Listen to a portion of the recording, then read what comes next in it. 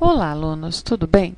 Meu nome é Juliana e eu sou tutora de vocês da disciplina Cálculo Diferencial e Integral 1, que é uma das disciplinas aí bem importantes, né, no curso de matemática.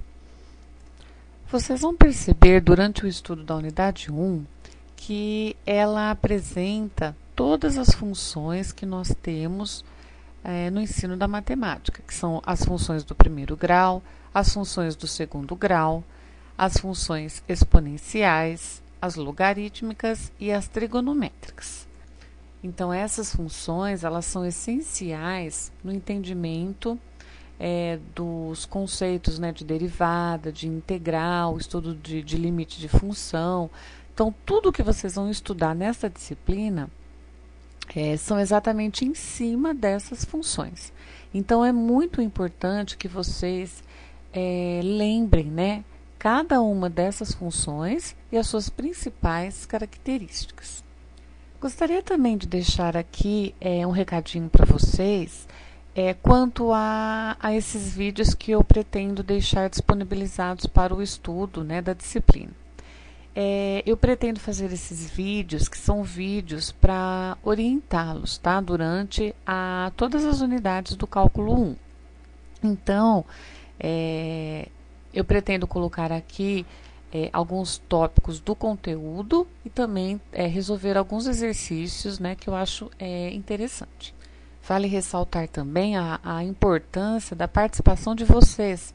Então, se vocês querem que eu grave um vídeo sobre algum determinado exercício, sobre algum determinado tópico, então vocês vão poder também pedir para mim, através da lista, que tópicos são esses que vocês gostariam que eu gravasse os vídeos. Também gostaria de pedir um grande favor, que vocês avaliem esses vídeos, né? Se esses vídeos estão sendo bom para vocês, se eles estão ajudando no estudo da disciplina, né? Enfim, uma opinião e sugestões sobre esses vídeos, ok? Bom, então este vídeo é sobre função do primeiro grau. Então, vamos recordar algumas características importantes da função do primeiro grau e também depois eu vou apresentar um exemplo para vocês de um exercício, ok? Bom, lembrando então que a função do primeiro grau ela é representada por y igual a f de x igual a mx mais b.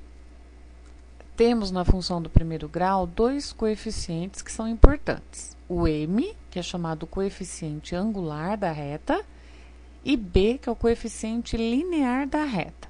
Lembrando que o coeficiente angular, ele sempre acompanha a variável x, e o b, que é o coeficiente linear, ele é o termo independente da nossa função. É importante também a gente lembrar que o gráfico da função do primeiro grau é uma reta e que essa reta ela é crescente se o coeficiente angular m for positivo, maior do que zero, e ela é uma reta decrescente se o coeficiente angular for negativo, ou seja, menor do que zero. Então, essas três características que eu destaquei, elas são importantes no estudo das funções do primeiro grau, ok?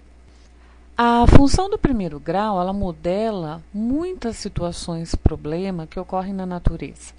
E para exemplificar, eu vou mostrar aqui para vocês um exemplo de uma função do primeiro grau que é aplicado aí no cálculo do custo total na área da administração, ok?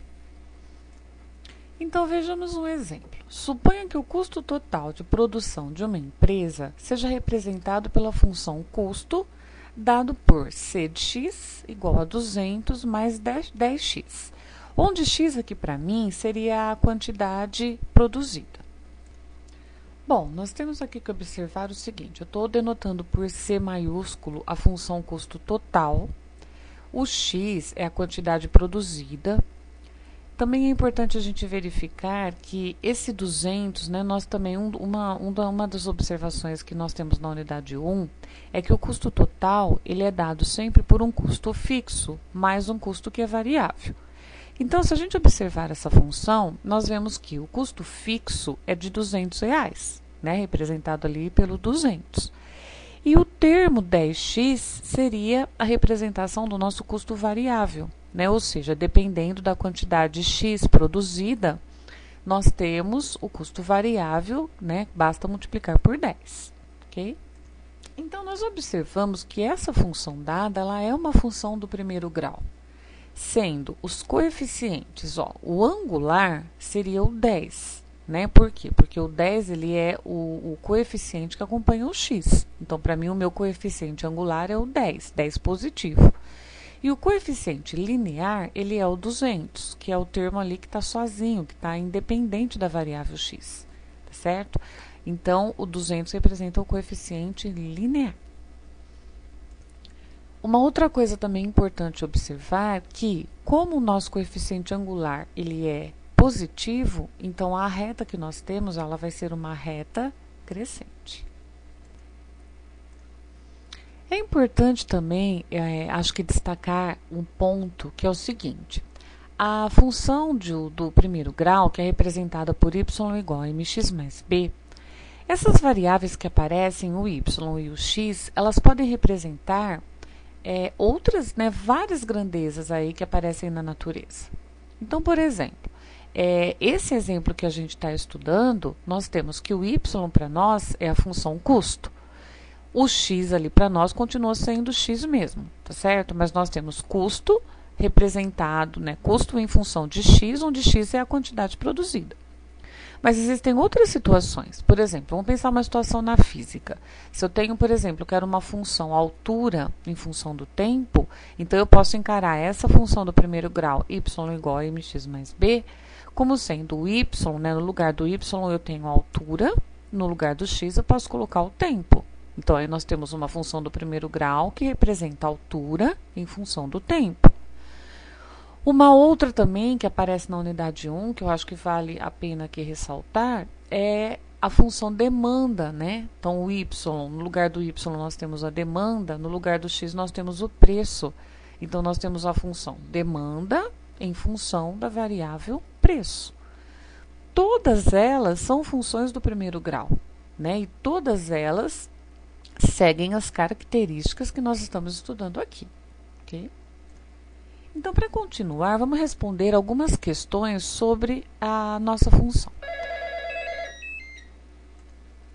Bom, vamos então analisar algumas questões sobre a função que a gente está estudando. Então, a letra A. Qual é o custo total se nenhuma unidade for produzida? Bom, pessoal, se nenhuma unidade for produzida, então nós temos que x é igual a zero. Então, substituindo na função, nós temos então que o custo de zero, o custo de nenhuma, né, unidade produzida, vai ser de R$200. Uma outra pergunta na letra B: qual seria o custo total se duas unidades forem produzidas? Bom, então nós temos que se duas unidades forem produzidas, então o x é igual a 2. Substituindo x igual a 2 na função, nós temos que o custo de duas unidades é R$220, certo?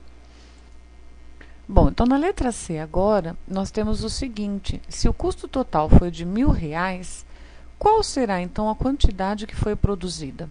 Perceba que nós temos aqui o processo inverso, né? Ou seja, foi dado para nós o custo total e nós vamos determinar qual foi a quantidade ou o valor do x, né, que representa a quantidade produzida.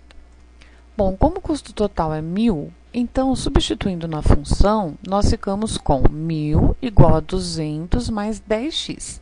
E aí nós temos que resolver essa equação, que é uma equação do primeiro grau, ou seja, nós precisamos isolar o x dessa equação, certo? Então, passando, né, o 200 lá para o outro lado, nós ficamos com 1.000 menos 200 igual a 10x, depois 800 igual a 10x. Aí nós isolamos o x, então vai ficar 800 dividido por x igual a 10. Desculpa, vai ficar 800 dividido por 10 igual a x. Logo, nós temos que x é igual a 80. Né, que seriam 80 unidades produzidas, ok? E agora, para finalizar, nós vamos esboçar o gráfico dessa função. Nós já sabemos que o gráfico desta função é uma reta. Também sabemos que é uma reta crescente.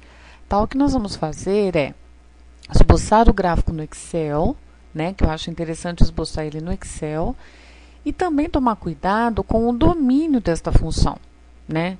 Por quê? Na verdade, o que é domínio? Domínio são os valores de x, né, que podem ser usados na função, né, atribuídos na função. Então, isso é domínio de função, né? Então, qual seria o domínio, né, da minha função? Bom, nós temos que observar que como x ele representa a quantidade produzida, então x ele tem que ser positivo ou zero, né? Inclusive, nós já analisamos, quando não for produzida nenhuma unidade, nós temos um custo fixo de R$200, ok? Então, os valores de x que nós vamos atribuir são valores maiores ou iguais a zero, ok? Que representa o domínio da nossa função. Bom, pessoal, eu vou esboçar o gráfico dessa função aqui para vocês no Excel. Então, vou fazer rapidinho aqui uma tabela, duas colunas. Aqui na primeira coluna eu vou colocar os valores de x. Depois, aqui na segunda coluna, eu vou colocar os valores do custo.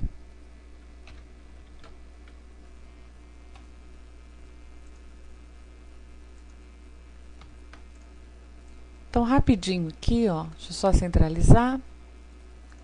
Então, como nós sabemos que os valores de x eles devem ser zero ou positivo, né, ou maior ou igual a zero, eu vou colocar alguns valores aqui, ok? Então, eu vou colocar 0, 1, 2, 3, 4, 5, 6, o 7, 8,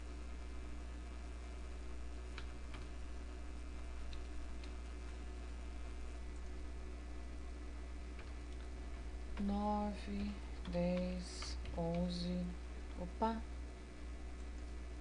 11, 12, 13, 14 e 15.